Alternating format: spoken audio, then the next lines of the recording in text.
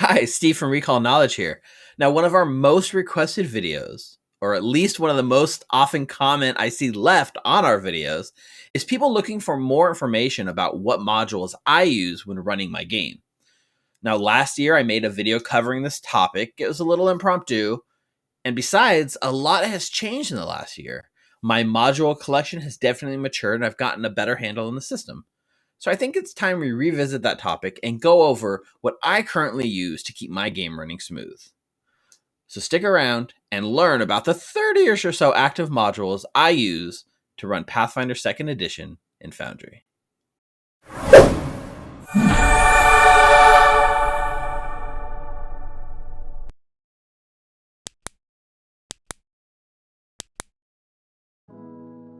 So what I'll do, I'll just knock them out. We'll go down the list from the top to the bottom, alphabetical, and I'll tell you why the module, what I use it for, and maybe why you should consider using it.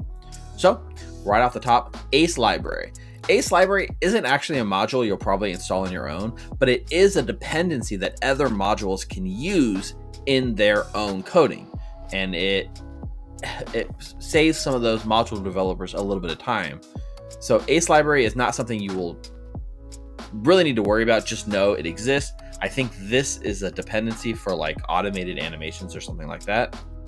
Not much to say about Ace Library. Automated animations, there is a lot to say about. So this is a really cool module. It's definitely one I didn't use back, a year ago. It's something I have come to love. And what it does is it allows you to animate effects within your world. So as an example, I have Mukta and I have this Soul Feeder. Now, if I target the Soul Feeder with Mukta and I make a strike with his short bow, you'll see that arrow automatically fires and he gets a natural 20. Wow. But you see the arrow fire, right? Automated animations allows me to configure that to use animations automatically on different effects. So I can show you how it works.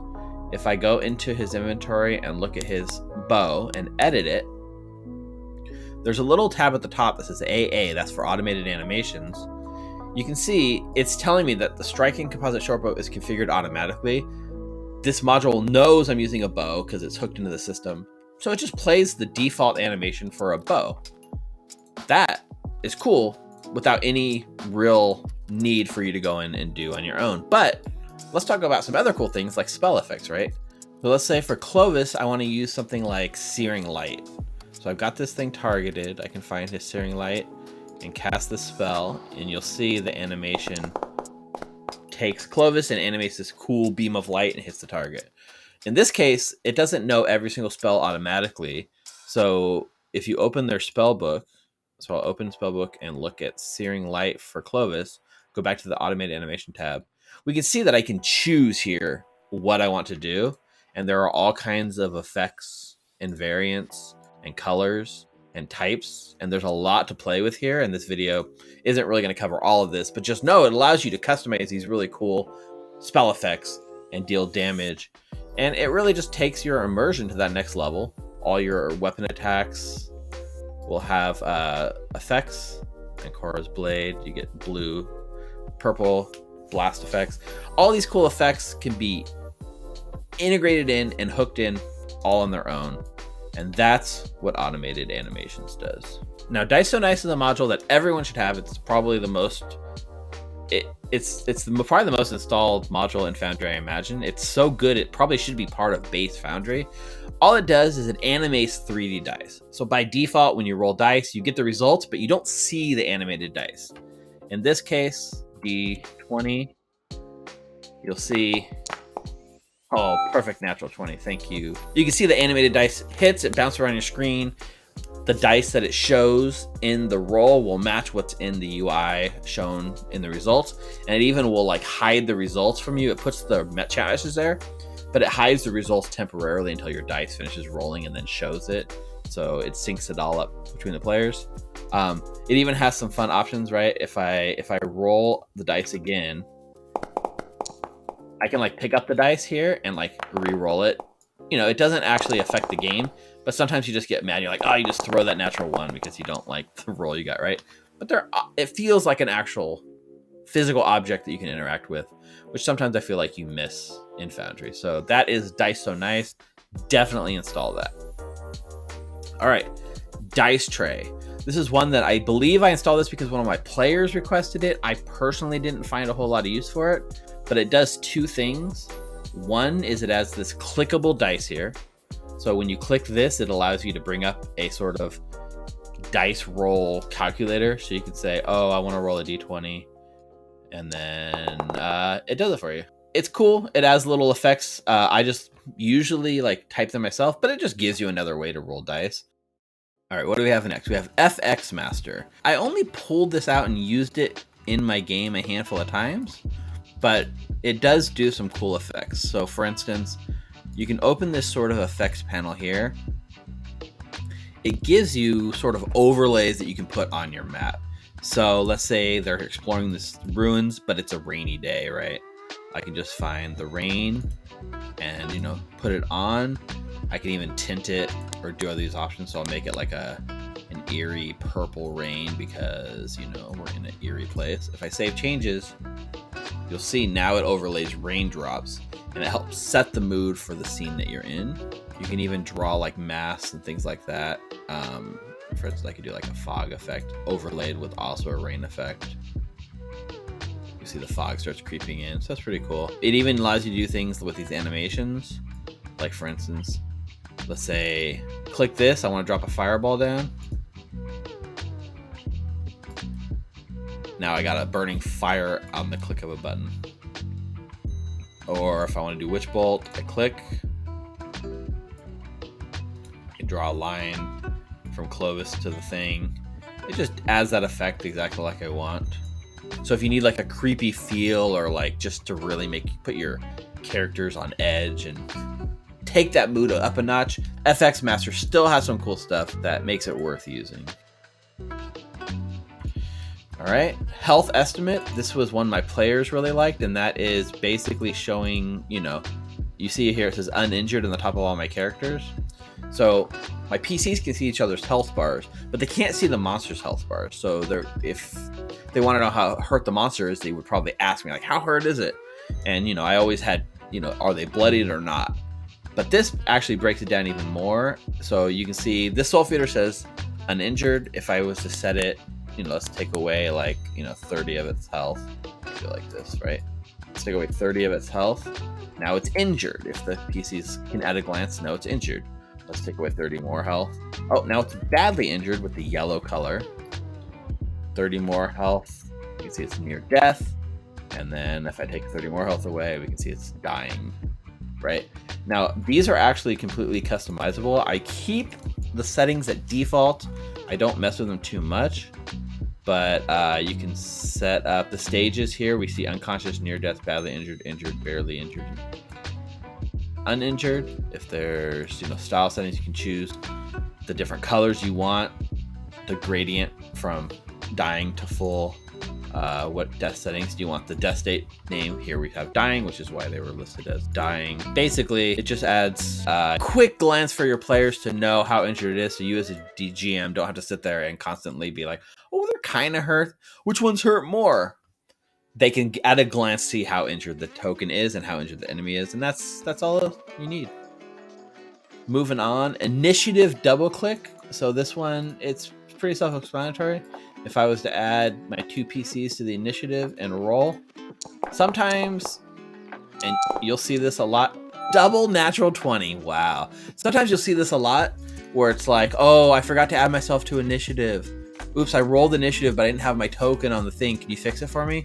Well, it can be a pain in the butt to fix that sometimes. So all this does, it allows you to like say, okay, well, what did you get, Hal? Well, you didn't get a natural 20. Let me go ahead and just edit this. Your actual one was 16. And now I can edit the initiative to 16. It just allows you to, on a double click, to edit that. Not much, but it happened to almost every combat that I had to adjust someone's initiative, especially if, you know, in Pathfinder where somebody is, say, getting knocked unconscious, it allows you to do that. All right. Oh, the J2BA Patreon Complete Collection. So I do support JB2A. That's the animated assets for It's basically for automated animations. So that automated animations module I showed you is really cool, but it doesn't have a ton of effects built in, right? It's focused more on the ability to automate things, and it leaves it up to you to figure out what effects you want to do. But this collection that they put out allows you to get all kinds of spell effects. So I can show you kind of really fast, right? They have this thing here. It's the sequencer database. You can see all these effects with the JB2A installed or prefix. All these effects with the JB2A prefix come with it. So Arcane Hand Rainbow, if I hit play, you'll see, right, that's the effect. It's a cool hand with, you know, the rainbow thing. If I do this, it's like a rock hand. It's the same sort of hand, it's just got different effects over it, right? So there are hundreds and hundreds of these broken down by like energy strands, right? Well, maybe you want to have your spells gonna have a blue energy beam. It'll look like this. Maybe you want to have a dark green energy beam. It'll look like this. They even break spells down by like name. Now they do, I will say they primarily are based around 5th edition. So all the 5th edition spells will have sort of spell names that match what you expect there, but you can just pilfer them and use them for Pathfinder. It's fine. So this module, again, it's literally just a collection of effects, but it's really important for using with automated animations. Multi-level tokens. So this one is really cool. So if you have a map or a game where you're going to be going around different levels a lot, you're going to want to use multi-level tokens. So I'm going to bring Clovis over here. Okay. You see this red box and it says A12 to B6. This red box is triggered currently to move tokens from one map to another. And you can see the key name here. It says A12 to B6. So this means as a GM, it allows you to see that it takes you from room A12 down to room B6. So as a player, all I need to do is move my token one step at a time. And when I move into that space, boom, my token's gone. Where'd it go? Well, it's configured to send it automatically to B6. So I'll click here and I'll go to, level 2, and I'll find room B6 where that tunnel leads. And here we go. We can see Clovis has made it on the other end and is now down in the dungeon. Well, if he wants to go back, he just needs to go back up. Boom, his token is sent back to the previous level. And here he is, back on room A12. And that's really cool. I mean, maybe you can use this to have players move around a complex dungeon. Maybe you want to do it when they're on like a city map and they move their token, they can move inside of a shop. There's a multitude of reasons to use this, but it really does save you the hassle of being like, okay, you guys want to go down a level, and then the GM loads up the other map, finds where it goes, drags all the tokens, and tries not to like screw up any kind of vision.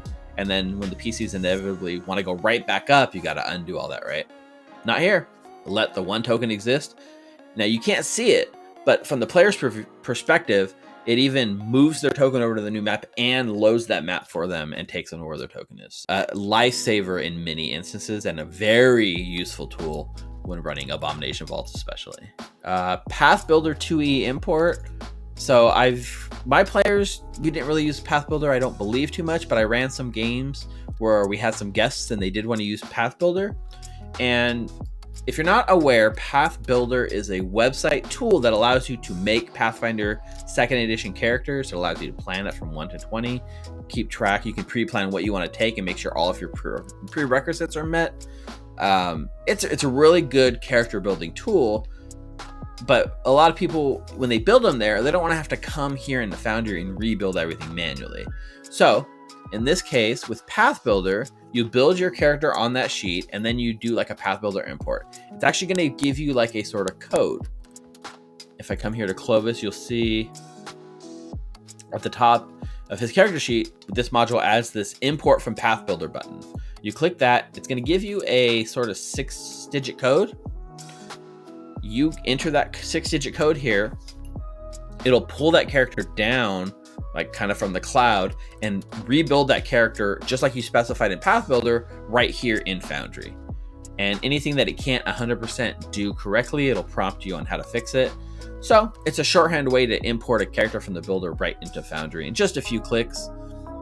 save you some hassle, especially if you have guests that want to join your game for just a session or two. It's the easiest way to do it. All right, up next is, let's see, PDF to Foundry Importer. Yes, if you're running an adventure pass or an adventure or any sort of published content that Paizo makes, and you don't want to have to rebuild everything from scratch, what you need is PDF to Foundry that will do that automatically. You load the module, you point towards your PDF copy that you've gotten legally from Paizo, and it'll rebuild that scene. It'll extract the images from your PDF, pull them into Foundry. It'll place the walls in their correct locations. All the box text, like here, it adds the box text directly on the map, pulls from the PDF just like you would expect.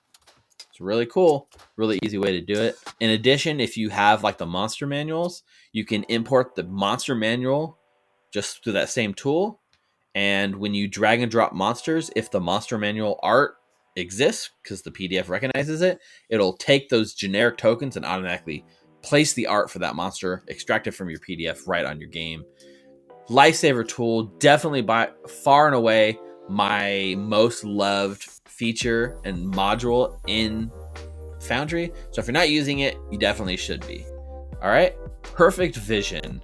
Now this one is actually interesting because I at some point I had stopped using Perfect Vision because the base system in Foundry got so good that I didn't feel like Perfect Vision did a lot for me. It does do one key thing that I think base Foundry Pathfinder 2nd Edition doesn't do yet, and that's monochrome dark vision. So if you want to have the authentic dark vision be monochrome, you're going to want to use this tool. Let me just show you real quick how it works.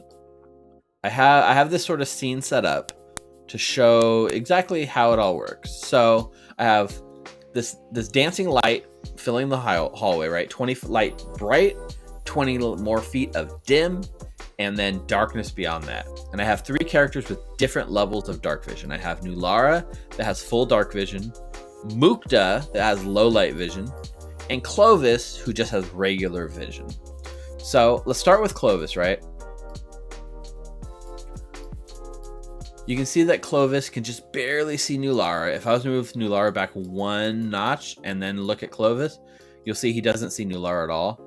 This here is just base Foundry. It's not really adding, I don't think Perfect Vision's adding anything. And you can see when I click Mukta, same thing, except for the dim light becomes bright because he has low light vision, so he sees in the dim exactly like he sees in the bright, but he still can't see Nulara because she's 1 square out of the light. But this is what Perfect Vision does. It's a little different.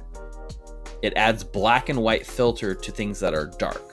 So here, all this stuff over here is dark, which is why it's got a black and white tint. I think if I was to take Mukta and move his token over here, you can see the black and white a little more, right? His orange token becomes black and white. And here I can see as I get more in the light, Nulara can see more of the color. So it allows you to just know what are you seeing in that skin pure dark and what's not. That's really the only thing I think Perfect Vision does. It used to overhaul more of the stuff and give you more options, but so much of this is now automated based on your token senses that only use Perfect Vision if you really want that authentic black and white vision in your game. PF2E Keyboard Managerie. Now, up until recently, this was better known as F for flat-footed. I looked it up. As far as I can tell, it still does the same thing, which is just F for flat-footed, but I guess it's kind of changed its name. I don't know if future-proof itself or if there's more features coming. But what this does, exactly what it says, right? F for flat-footed. If you were to take a token and you hover over it and you push F, that token gets the flat-footed condition. Right? Flat-footed, not flat-footed, flat-footed, not flat-footed. There's so many times in Pathfinder when you just need to add the flat-footed condition for just 1 second, like somebody is sneaking or hiding or, flanking in the path. It's currently automated in the system, but it wasn't up until recently. You just need to be able to add flat-footed. So the other alternative was to sort of like right-click, come into here, find the flat-footed thing. You forget it. Hit F, they're flat-footed. Unhit F, they're not flat-footed. All right, up next. Persistent damage. Now, anyone who's played Pathfinder knows the headache of forgetting about persistent damage conditions. Even when you say, I've got to remember for sure you have persistent damage. You're going to forget and you're going to remember 3 turns later and you're going to have to rewind things and roll these persistent damage checks. You don't need that. Just install this module. It does it for you automatically. So I'll do a Blood Siphon attack. Misty Tendril, right? So I Misty Tendril on, oh, almost another natural 20. So normally, if you don't have this module, it'll just say persistent damage here. But if you have this module, it actually turns that persistent damage effect into an actual effect that you can place on the token. So all I need to do is drag this persistent damage onto Hal, and now he has a persistent damage bleed effect. So I'll add him to the initiative, right? You'll see at the end of his turn, if I begin the encounter, I end his turn, I go to the next turn, the damage is rolling because it knows he has a persistent damage bleed effect on him. It rolls that damage automatically, so no one will forget that it's happening, right? We look here, we can see I took 4 persistent damage. I'll just click and add that. And then it gives me a link for the recovery check. So as Hal, I can click that. Got a 19, which means I passed the flat check, which means my persistent damage should end. The system says it's a success because I used the link. It removed the persistent damage effect from Hal automatically. It's no longer there. We don't have to worry about it anymore. Persistent damage just becomes that easy. Beyond that, it actually treats persistent damage as an effect. So here we see this whole like sort of token effect window. Persistent damage is here, right? If I add that effect, now I can just pop up and say, well, what is the details of the persistent damage you're taking? Let's say that I'm going to take 2d10, let's make it negative damage. And the DC defaults to 15, but you might have a persistent effect that is harder or easier to remove. I'm just gonna leave that at 15 and hit apply. Now, Hal has this persistent effect. I can even add multiple persistent effects. So I'll also add a 1d6 fire damage with a DC 5, just to see. Now, if I end Hal's turn, it's going to roll both of those effects, the 2d10, which only took 4 damage, and the d6, which took 5. Don't ask me how. It gives each recovery check independently. Let's do this DC 15 recovery check. 14 does not succeed, so that persistent bleed stays. Let's do the fire. DC 5. We hit an 11, so the fire effect is done. I end my turn again, and now I'm only rolling that other persistent negative damage, etc., etc. It just automates persistent damage, which is one of the most common to forget about things. Use this module. It'll make your combats run a lot smoother. Save you the headache of micromanaging your persistent damage effects. Highly, highly recommend. All right, the PF2E rule element generator. Now, rule elements are kind of hidden. It's kind of an advanced topic, and most people probably shouldn't even worry about this. But if you want to have full control over your effects and your tokens and your game, and really have some rudimentary level of programming understanding, then you can start messing around with rule effects. And that is how things add bonuses behind the scenes and such. Let's say I want to give Pharasma's Boon, I'm going to give Nulara +2 strength or +2 circumstance bonus on any strength-based check. How would you do that in a rule element off the top of your head? 99 out of 100 of you, or maybe even less, have no idea. Less of you actually have an idea, right? But let's use a rule element generator. I'll show you how easy it is. If I click the use the rule element generator, which is this module I have installed, it allows me to basically have a pretty UI. So in this case, it is going to be a flat modifier. So that's the default. What I want it to be called, I'm going to call it Pharasma's Strength. The selector, well, what is it going to apply to? In this case, I want it to apply to anything that's strength based. I'm not going to worry about the advanced selector. The type, I'm going to make a circumstance bonus, and the value is going to be 2. So it's a very simple one. You can get really complicated, like saying add +1 damage to all undead you target or something like that.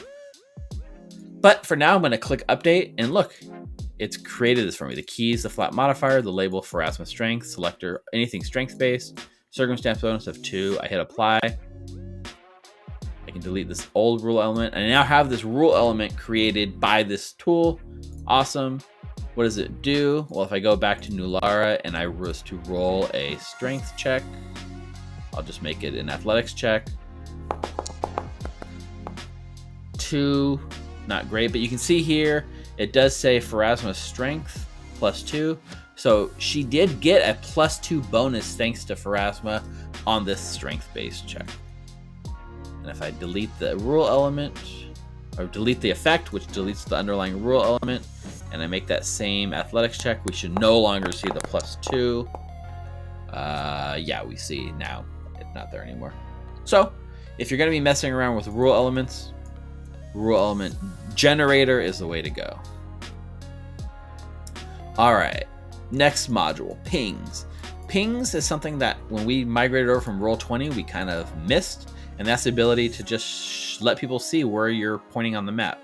So you ping, you kind of just hold and click, and it allows you to put a ping on the map. So they're like, which one are you targeting? You'd be like, oh, I'm gonna search this room over here or something like that. Yeah, I mean, it's simple. It does its job. I've come so used to using it online that I really want that tool. So I use it. These next two kind of go hand in hand, which is pop out and pop out resizer. Pop out is something I know a lot of my players love for their character sheets. So let me show you how this works real quick. Let's, for instance, say I have Clovis. I want to have this character sheet open and I have multiple monitors and I want it to be in a separate monitor all the time. I can click this pop out link, and what you'll see is it's going to take it out of the embedded Foundry and open a new Google Chrome window with that content. So now I have Clovis in my own window. I could have it docked over here and have the game running on this window. And let's say I wanted to do a sort of dagger strike. Let's do the Staff of Healing Strike. I can click it from this popped out window, and it still sends the roll back to Foundry. And in the background, we can see my rolls are there. So, you know, I could just have a full screen character sheet like this. And if I want to put it back, I can do pop in, and now it's back in the window just like it should have been. Useful mostly for character sheets, but anything you want to pop out, you could. And pop out resizer goes hand in hand, which is to say any of these windows, I can basically resize. So if I was to open, let's say, so now I have this creature. It adds a little resizer thing at the bottom. I can make it bigger, smaller, wider, right? It allows me to resize these pop outs so they're not static in size. And that's all pop out and pop out resizer do. All right, sequencer. So what is sequencer? Sequencer allows you to sort of use special effects and either set multiple animations to go in order or attach like special effects to tokens and have them move around like aura effects and things like that. So the easiest way to show this is to show like permanent spell effects and how you can kind of apply them to tokens. So for instance, for Bakura, I added some spells that she had access to that were for these sort of spell effects, right? You can infuse in the stuff. So I'll do the Crimson Lens, for instance. In this case, I set the spell up and it's using that sort of automated animations effect. You can see here, now that I've cast the spell, she has these sort of like wispy red things going on her token. And that's going to stay permanently. If I was to do another one of these effects, like let's say the Emerald Lens, you'll see it's going to add a sort of green glowing static energy charge. Both of these are now permanently attached to this token. I can, you know, move this around here like this and see how that follows her. If I was to open this sort of sequencer database, or sorry, not the sequencer database, the sequencer effects viewer, I can see what effects are currently being played on all these tokens. These are the persistent effects and temporary effects. I can end them individually from here and you'll see they go away. It lets you mark an area that the spell effect is happening, but with a cool sort of permanent effect. All right, settings extender, another one of these dependencies that other modules use to kind of handle their settings. Not something you're going to need to worry about directly. Simple dice roller. So I know I showed the dice tray where it sort of embeds down here in the chat window. Simple dice roller adds one on the left hand side, so you can just click this and have like, oh, I want to roll 2d20, so I click 2d20. I want to roll, roll me a d12. Okay, I'll click d12, right? If you're not the kind of person that wants to manually type or use this other dice roller, you're a few clicks away from rolling any dice you want. And that's all Simple Dice Roller is. Smart Target. So Smart Target does two things. One that I think is like okay, and that is the fact that you can like alt click to target. So normally as a GM you got to right click and do that, or as a player you have to like double click or right click. I forget what it is. But here you can just alt click to change who you're targeting. Easy peasy. The other thing, I think you can set it so that as a player, if you click an enemy, just a regular click, it targets them automatically, which they can find useful. One thing I like it does is when you target something, instead of using that player's color, because each player has a color in Foundry, but it doesn't reflect that player's token or anything, right? It replaces the targeting icon. Instead of that little circle dot, it actually uses their character art, so you can visually see who has a specific thing targeted a little better. So I like it for that reason. It also allows you to do T for targeting, I think. You can hit T, T, T. Kind of like F for flat-footed and T for targeting. Just add some cool hotkeys. Just like that. Tabletop RPG music. This is just a free sort of music set. Music is always good at setting the mood, and this is a nice free one that you can use to set the mood at your table. Okay, brings us down to our last two. One is really cool, one is very important. So this one is called Token Action HUD. Whether you like this or not probably depends on a player-to-player basis. Some of my players don't care for it. I've had other people that don't use anything but it. As a GM, I 100% love this module. And what it does is when you have a token selected, it gives you a quick menu at the top of your screen for all the actions that token would have. So let's say my PCs are fighting these three monsters, right? I click the Vampiric Mist. Suddenly I get at the top, strikes, action, skills, saves, attributes, utility. I can, target. I can hit target on that creature, and I can have my strike. I can see I have the Misty Tendril option right there. The strike will launch out. It rolls a strike. It's the same as me opening this character sheet, finding the strike, and clicking it here. Exact same workflow. It just has it in one option. And I even have the different multiple attack penalty options. If I need to roll the damage, I got a quick thing from there. If I need to roll a save, I'll just do a reflex save just like that. It just gives you quick access to all of your things in just a few seconds. And when you have multiple monsters on screen and you don't want to have to worry about like opening a thing and then closing and tabbing it and doing this, that used to be how I used to run combat back in the day before this module. No, I really love the ability to have every skill, save, action, anything at a click away. Token Action HUD, game changer in my opinion for GMs and useful for PCs. And last but not least, the last module I use is Token Mold. Some fun things you can do with Token Mold. The thing I like to use it for is adding adjectives to your PC. So for instance, if you're fighting multiple Vampiric Mist, you might want to differentiate them, right? Some in like Roll20, for instance, people would use different colored dots to represent the different enemies. In this case, it adds an adjective to the token as it drags it to the screen.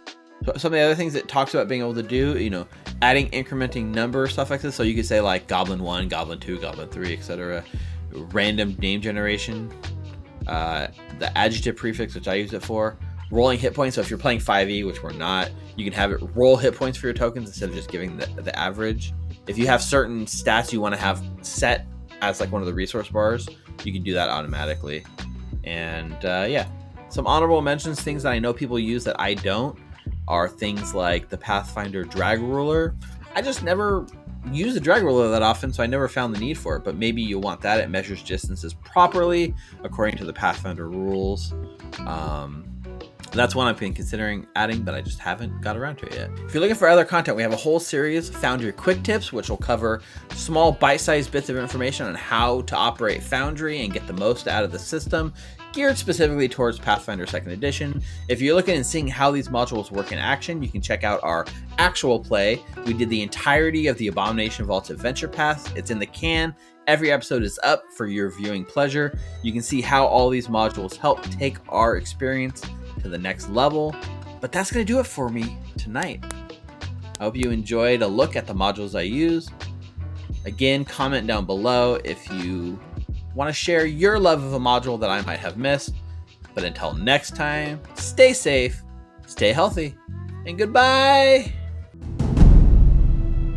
Alkenstar, the city of smog. This city is a lot of things. Clean is not one of them. No, it grows on you, though. Or grows inside you. Ugh. Each of you was handpicked by Hagos for your specialty for this job. Are you with the police? Far from. We're freelancers. It's a big pile of money you got there, friend. You want to live to enjoy it, you apologize to the lady. Evening. Tip of the hat. Been doing some work for Angelique. I was hoping if you know anything about Aldo. My elbow? Looks better. We hold up in some rundown tavern. The Iron Bells, I think it was. Not a fan of gambling halls, Saruk. Gonna call you sir. No, let's just say I don't feel like making bad decisions and burning up my savings account. Or is it because you're a bit of a goody two-shoes? What are you implying? Keep on the right side of the law. I do what I can. Bold words coming from a friend of the Shield Marshal Deputy Angelique Lovelace. That's you, right? I've known Angelique for a little while. Done some work. Good thing you're not a shield marshal. This one here might shoot you down in high noon. Isn't that right, Refugio? Nah, forget 5. it, Ruffy. 4. Ruffy. You can hear at this point, there's like a sort of like scuffle and like a loud sort of like thud above. It sounds like something very heavy just fell over and the whole floorboards above you shake and dust kind of comes down as he looks up. Bounty's ours. He's not out of the hotel yet. And I can just smile. Ah. Is it playtime?